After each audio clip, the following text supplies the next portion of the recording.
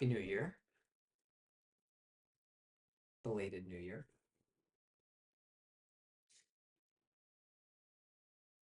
Toward the end of last year, we started to work our way through the beginning of Fukanzazengi, Master Dogen's uh, universal recommendation for the practice of Zazen.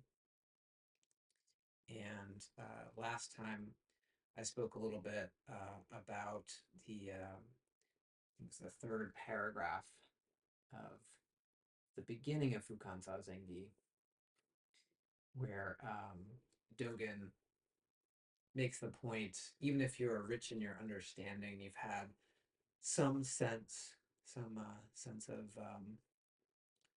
the absolute in your practice, you're still playing in the doorway of enlightenment. To encounter the absolute is not yet enlightenment. And this is part of the Dogen continuing to make his case for why practice is enlightenment itself. It's not an experience or an outcome that we're aiming towards or a goal we're trying to achieve. It's a practice that we integrate into our lives. So we're going to pick up there, and the next paragraph has to do with a really keen observation that Dogen made about the behavior of Shakyamuni Buddha and Bodhidharma. Bodhidharma, the Zen ancestor who brought Chan Buddhism or Zen Buddhism to China. And so he says, consider Shakyamuni at Jetavana. Although he was wise at birth, the traces of his 6 years of upright sitting can still be seen. As for Bodhidharma at Shorin-ji, although he transmitted the mind seal, his 9 years of facing a wall is celebrated still. So consider Shakyamuni at Jetavana. Shakyamuni Buddha practicing Zazen for 6 years at Jetavana. So all these stories about Shakyamuni being enlightened at birth. There's a story of him walking out of his mother's womb and saying, I will emancipate all beings. That was the beginning place. Even he had to sit for 6 years to clarify the great matter. And Bodhidharma received Dharma transmission and made the arduous trip from India to China to bring Zen to China. And he sat for 9 years after getting to China. One account is that he sat for 9 years facing the wall of a cave. So one of the things that I appreciate about Dogen in his writing and his observations is he goes beyond reading the sort of contents of the sutras and the accounts of great teachers from the past, goes beyond philosophy and looks at behavior. What did Shakyamuni do? How did he practice? What did Bodhidharma do? How did he practice? And I think that really speaks to the heart of what our practice is, what Zen Buddhism is about, which is what we do and how we practice, not so much what we believe or think. There are many people who connect with Zen ideas, emptiness, letting, liberation from suffering. It's harder to actually practice the way. But that's what this is all about. That's why we have morning zazen every weekday morning and so many practice opportunities is that we're here to practice. So consider Shakyamuni at Jetavana, the enlightened one, practicing for 6 years.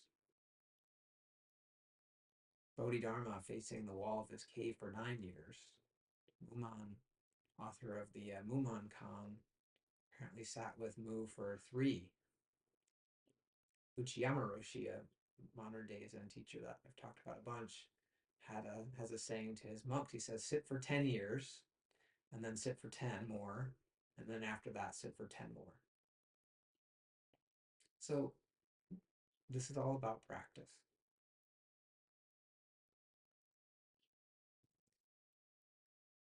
Next time I give a talk about Fukanzazengi,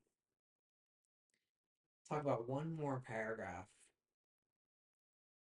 right before Dogen begins to get to a specific instructions of how to practice. And again, he's going to talk about the Zen ancestors, teachers that came after Bodhidharma, and the example they set and how they practiced. So really the first part of Fukanzazengi is all about this question. If we're already enlightened, why don't we feel that way? Why do we need to practice? And instead of giving a definitive answer, this is why, what Dogen does is he points towards the example of his teacher and the teachers before him and points towards the actual practice of Zen. Doesn't give us a reason, doesn't set up dogma saying this is why we should.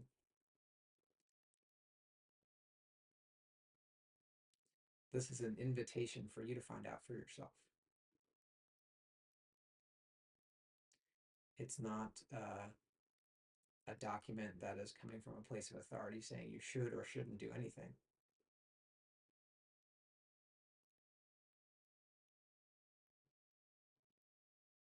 So look to the behavior of our ancestral teachers. Their words can be confusing at times. Their actions less so, I think. To know if you've got a teacher who is an authentic teacher of the way, look to their actions. Do you ever see them practicing zazen? Do they practice with you?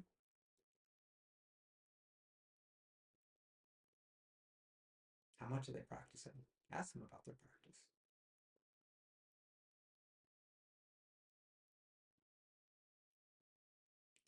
And in your life, if you're asked about what Zen means to you, maybe it's less about talking about beliefs and ideas, more about talking about what you do.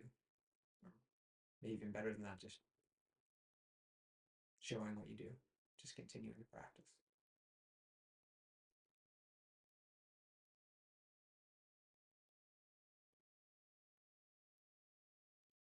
So it's a new year, and if with all the travel and disruptions in schedules and all that, you've gotten away from your practice a bit, I want to encourage you to consider the 6 years of Shakyamuni practicing at Jetavana and the 9 years of Bodhidharma facing the wall of his cave and get back to practice.